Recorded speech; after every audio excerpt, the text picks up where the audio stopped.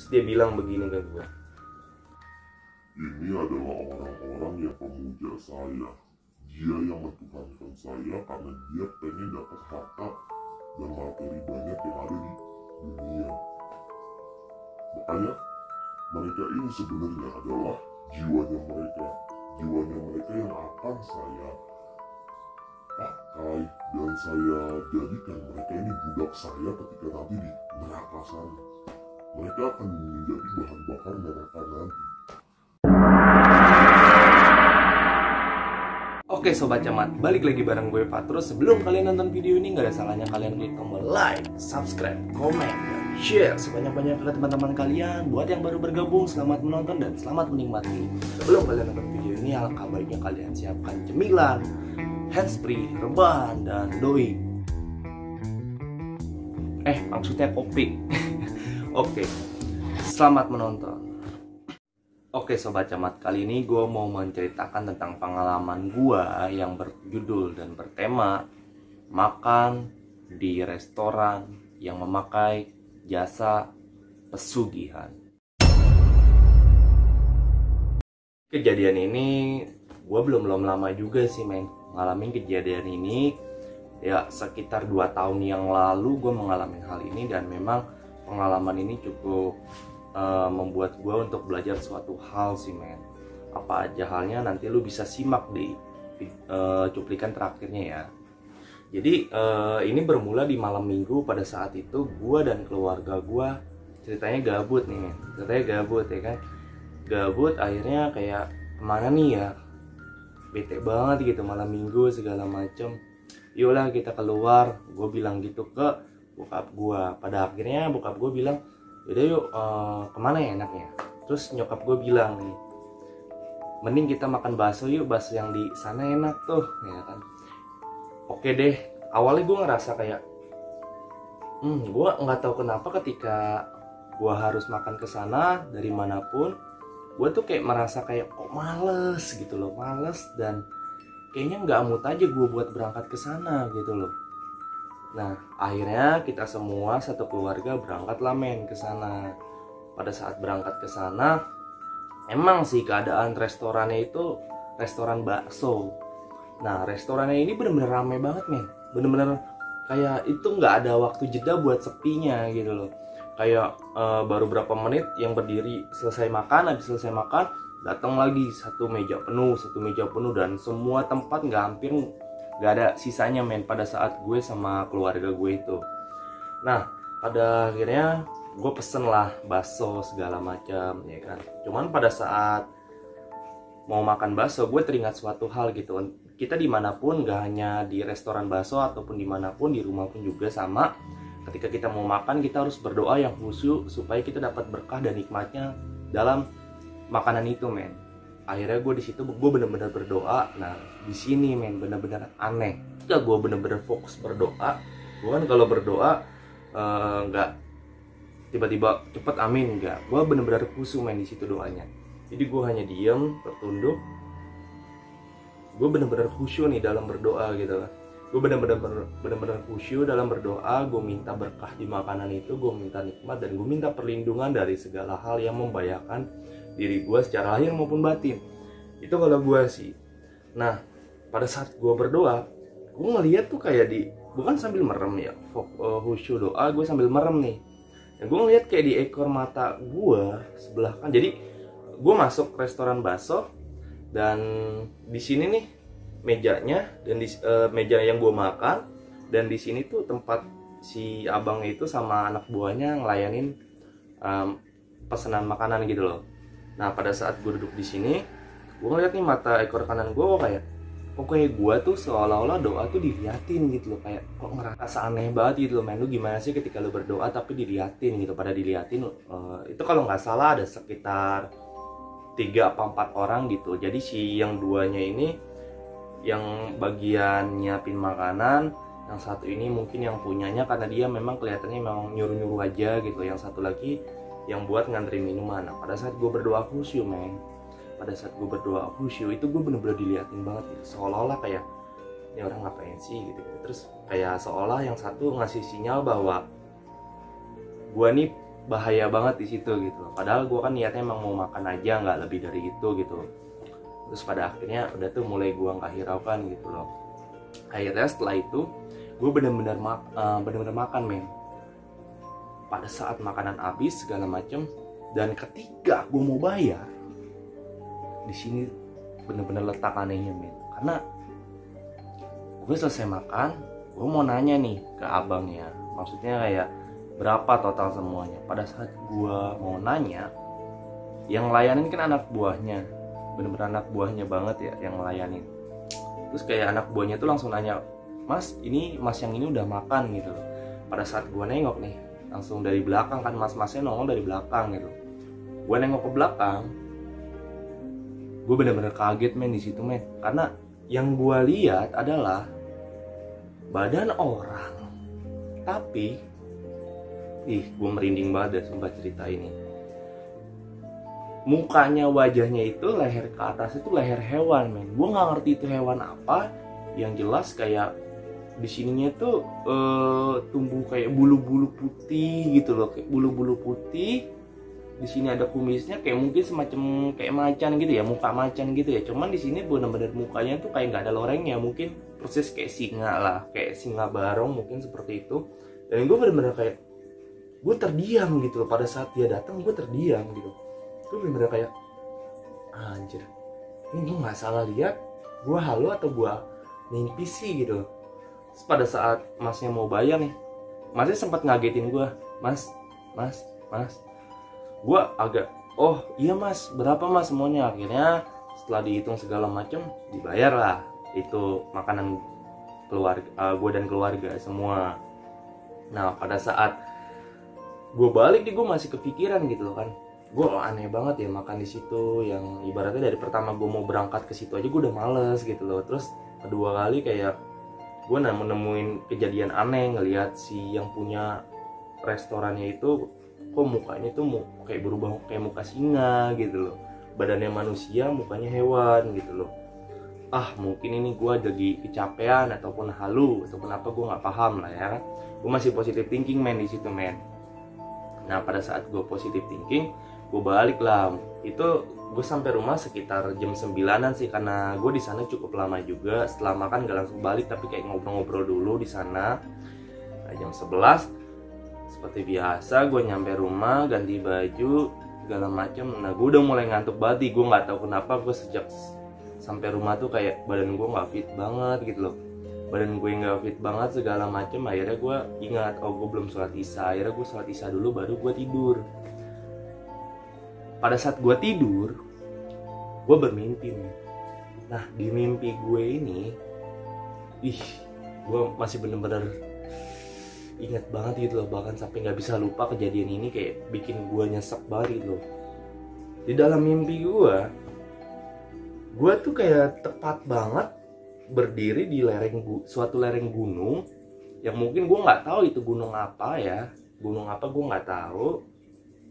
Terus pada saat itu ada seorang bapak-bapak tua nih, yang tiba-tiba manggil gue dari belakang. Tiba-tiba kayak gue lagi berdiri ngadep ke gunung itu, mas. Terus gue kaget dong ya kan. Di situ gue kaget. Akhirnya gue nengok nih ke bapak-bapak, dan gue juga nyapa, ya pak gitu. Terus bapak-bapaknya bilang, ngapain di sini, udah yuk ikut saya ke atas. Akhirnya gue, namanya juga mimpi, gue nggak bisa banyak bergerak segala macam. Akhirnya gue ikutilah si bapak-bapak ini ke atas men. Jadi bentuk gambaran gunung itu adalah, jadi gunung, gue berdiri benar di lerengnya. Entah kenapa kayaknya ke puncak tuh gue deket banget men, kayaknya men. Gue ke puncak itu deket banget. Terus gue mulai naikin, kayak ada tangga-tangganya gitu. Gue mulai naikin anak tangganya, dan gue sampai nih bener-bener di puncak gunung itu nih.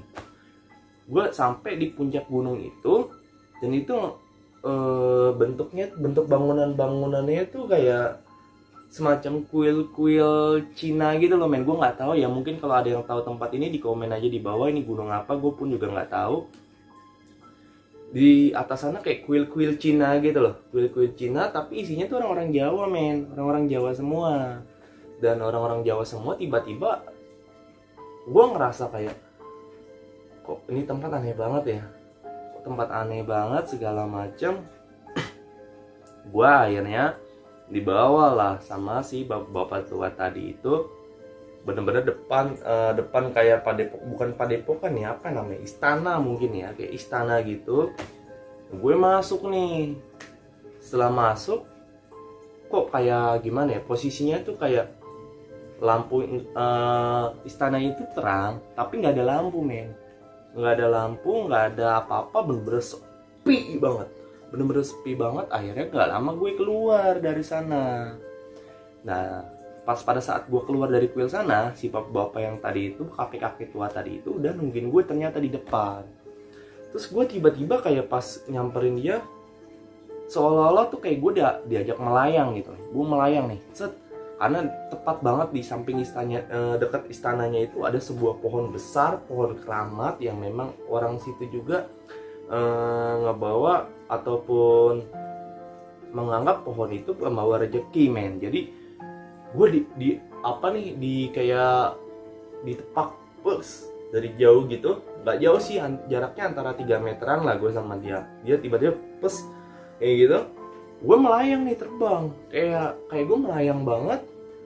Terus gue nyangkut nih di salah satu dahan ranting pohon. Cuman kaget nih men, ternyata pohon itu yang kita lihat dari bawah adalah daun, tapi pas gue naik ke atas tuh kayak mungkin lo tahu ya, kayak perangkap kayak kepompong gitu loh. Gue ngeliat kayak kepompong begitu, tapi di sini aneh men, karena gue ngeliat kepompong itu besar dan gue deketin salah satu kepompong ini. Kepompongnya itu isinya manusia men. Dan yang lebih herannya lagi, pada saat gue jelajahi itu satu-satu kepompong yang gue lihat ini, itu isinya tuh kayak manusia yang memang manusia terkenal men. Bahkan gue pun juga ngelihat salah satu orang terkaya di Indonesia mungkin ya, tapi nggak tahu ya sekarang dia masih terkaya atau enggak. Yang jelas gue ngelihat dia juga di sana. Gue heran dong, ini kok orang-orang pada dibuat kelompok ataupun di dalam kepompong ini kenapa gitu.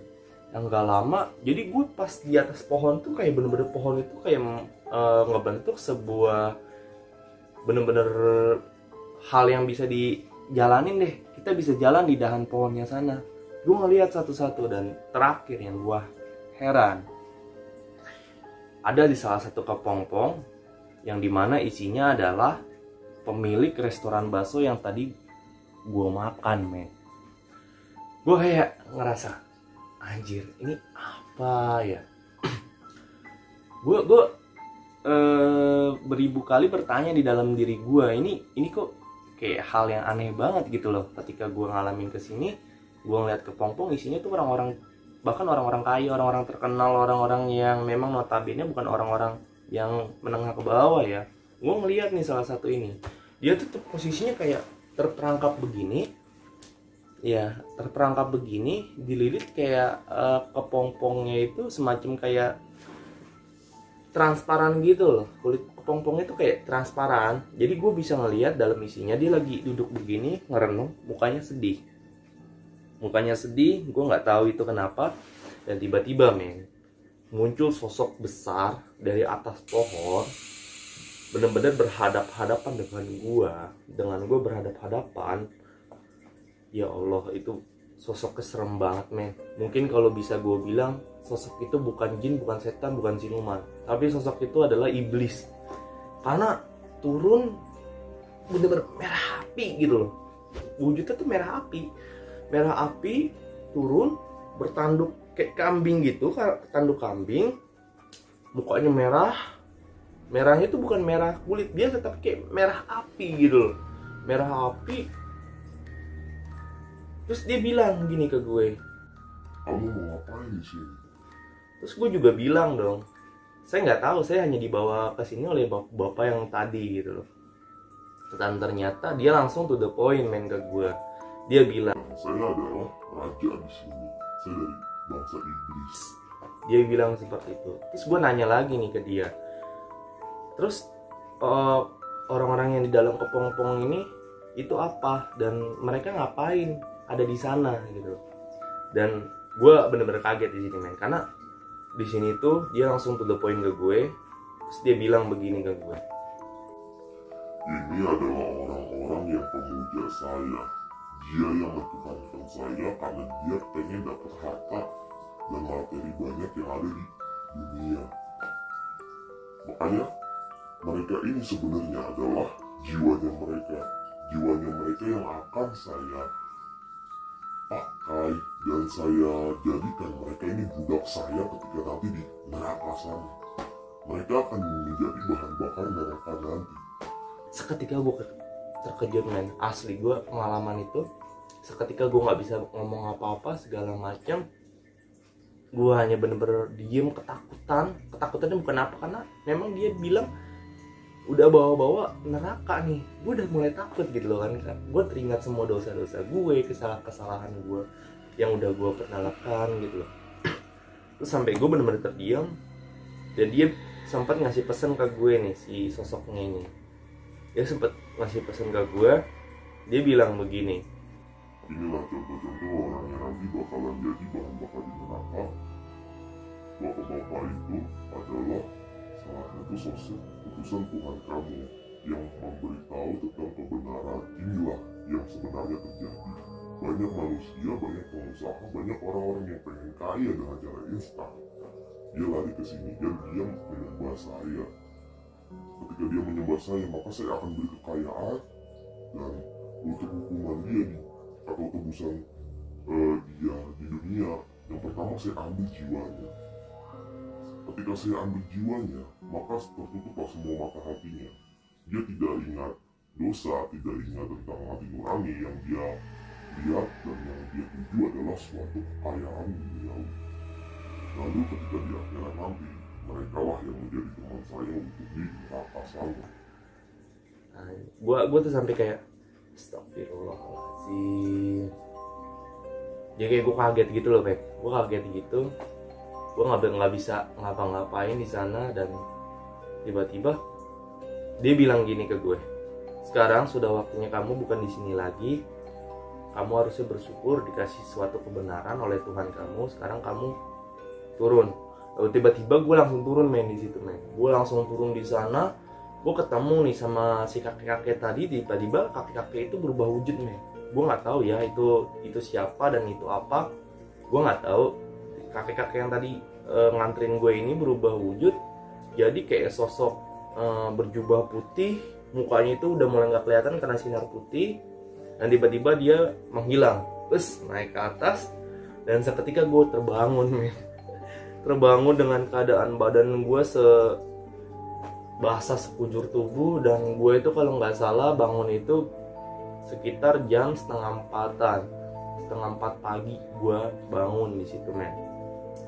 Nggak lama dari situ gue bangun, gue minum banyak karena emang haus banget gue di situ. Dan setelah itu nggak lama azan subuh, dan gue masih ingat banget sampai sekarang perkataan si sosok yang tadi itu loh, bahwa ini loh manusia-manusia yang memang mengejar kekayaan dengan cara instan. Akhirnya gue di situ sholat subuh, gue banyak istighfar di situ karena gue takut banget men, karena ini benar-benar luar biasa banget rasa ketakutan gue, bukan karena ketemu dia sosoknya seperti itu, tapi gue takut dengan perkataan dan gue jadi ingat dosa-dosa gue gitu loh men. Jadi gak lama dari situ memang gue searching nih, adalah memang satu gunung yang dimana gunung itu dipakai untuk pesugihan. Dan di dalam pesugihannya itu memang ada nih di salah satu Jawa Timur lah, gunung di Jawa Timur. Mungkin lo semua yang tahu tempatnya bisa komen di bawah aja, di bawah sini kolom komentar itu di mana. Gue nggak mau nyebutin merek, yang pasti gunung ini udah populer banget untuk hal pesugihan.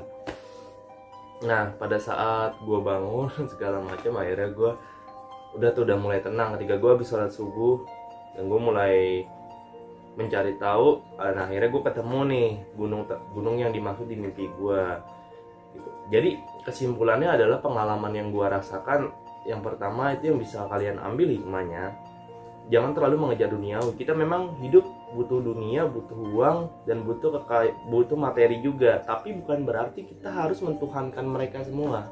Karena udah jelas-jelas yang di mimpi gue sosoknya menceritakan dan ngasih gue pesan seperti itu men. Terus yang kedua adalah tetap nih men, orang yang miskin diberikan suatu kesabaran sebab dia lagi diuji sebagai sampai mana iman dia dan keteguhan dia dalam menyembah Tuhannya, mau sabar atau enggak, imannya tetap kokoh atau tidak nih. Dan kekayaan itu juga sebuah ujian, karena nantinya ketika kelak kita mati, harta itu akan dipertanyakan nanti. Hartanya dapat dari mana, digunakan untuk apa, dan untuk larinya itu kemana aja, itu semua akan dipertanggungjawabkan men. Jadi kita dalam hidup kita nggak bisa bermacam-macam seenaknya sendiri, karena dunia ini hanyalah, kalau istilahnya itu adalah transitnya kita manusia di tempat yang sementara ini men. Karena tempat yang nanti abadi ada di akhirat sana. Perjalanan kita masih panjang, makanya kita hidup jangan neko-neko deh. Mungkin semoga video gue bermanfaat, semoga cerita gue bisa diambil sisi positifnya. Gue juga mohon maaf kalau ada kesalahan kata, kesalahan penyebutan segala macam. Gue juga sebagai manusia biasa yang gak luput dari kesalahan-kesalahan yang gue miliki. Oke men, terima kasih yang udah nonton video gue sampai habis. Thanks banget yang udah selalu support channel gue, nge-share video gue, dan selalu stay tune di video gue. Gue ngucapin banyak-banyak terima kasih banget sama kalian. Mungkin gue akhiri video gue sampai sini aja. Support terus channel gue supaya gue lebih bersemangat lagi dalam berkonten dan bisa ngasih edukasi ke kalian. Oke, seperti biasa gue akhiri video gue ini. Salam Juagapat dari Jalan Maya.